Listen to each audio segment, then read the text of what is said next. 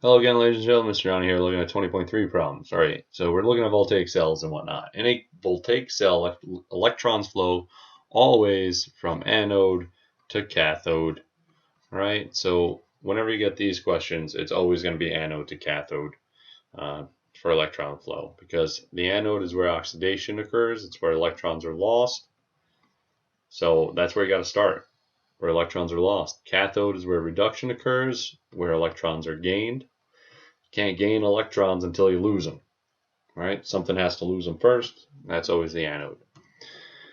2, which could take place at the anode of an electrochemical cell. So again, anode is where oxidation is occurring, so it's really asking which one of these things is oxidation.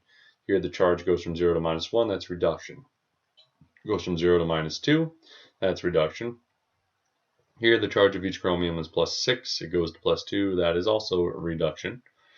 And if we take a look here, the AS has a charge of +1 and it goes to 0. That is also reduction. So none of these would occur at the anode. All right, the purpose of the salt bridge in an electrochemical cell is to maintain electrical neutrality, right?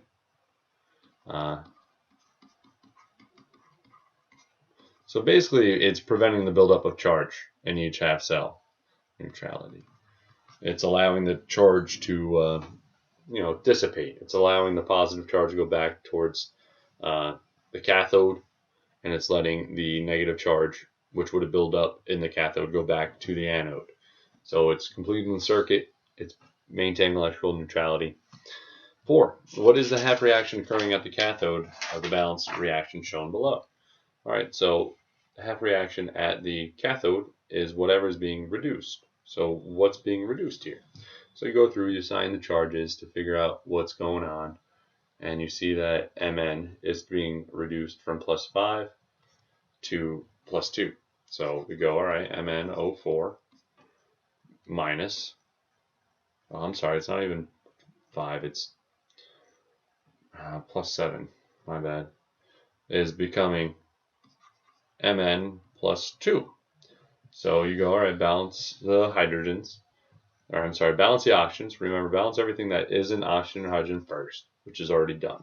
Balance the oxygens by adding water. So we're going to have to add 4 H2Os over here. Now, we got to balance the hydrogens by adding H pluses. All right, well, we're going to need 8 H pluses over here. H's are balanced. Now balance charge with the electrons. Well, I have a charge of +7 on the left, and I have a charge of +2 on the right. So I'm going to have to add 5 electrons to that side.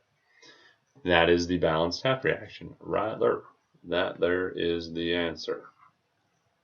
Okay. Oh, and that's it for that section. Huh. Cool. Bring questions.